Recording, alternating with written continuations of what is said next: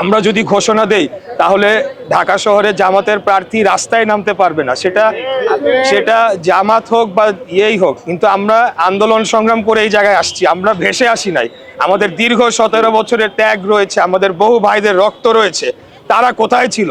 তারা তো হঠাৎ করে বের হয়েছে 5 তারিখের পরে, অগাস্টের 24-এর পরে এই গুপ্ত বাহিনী তারা হঠাৎ করে উদয় হয়েছে বেশিরভাগই। এর আগে আমরা দেখেছি তারা ভোরবেলা 6টার সময় যখন রাস্তাঘাটে জনগণ থাকতো না, তারা চুপ করে অন্ধকারে বের হইতো, মিছিল করে তারা চলে যেত। এই ছিল তাদের আন্দোলন সংগ্রাম। আমরা রাজপথে বুক ফুলিয়ে রক্ত দিয়েছি, আমরা গুলির মুখে দাঁড়িয়ে আমাদেরকে হত্যা করা হচ্ছে 17 বছর যাবৎ, গুম খুনের শিকার হয়েছি, আমরা কোনো সময় পিছু হটে যাই না।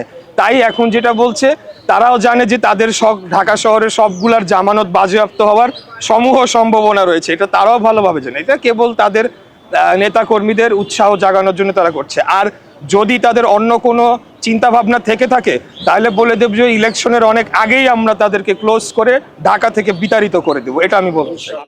আমি জয়ের ব্যাপারে নিশ্চিত নাকি সেটা বলতে পারবো না, তবে আমি জয়ের ব্যাপারে অত্যন্ত আশাবাদী। আমি অত্যন্ত আশাবাদী যে ঢাকা 6 এবং পুরান ঢাকার এই অঞ্চলের জনগণ তারা ধানের শীষের পক্ষে ভোট দিয়ে এই আসনটা বিপুল ভোটে জয়লাভ করিয়ে দলকে উপহার দেওয়ার জন্য আমাকে সহযোগিতা করবে, আমাকে ভোট দিবে বলে আমি অত্যন্ত আশাবাদী আর কি।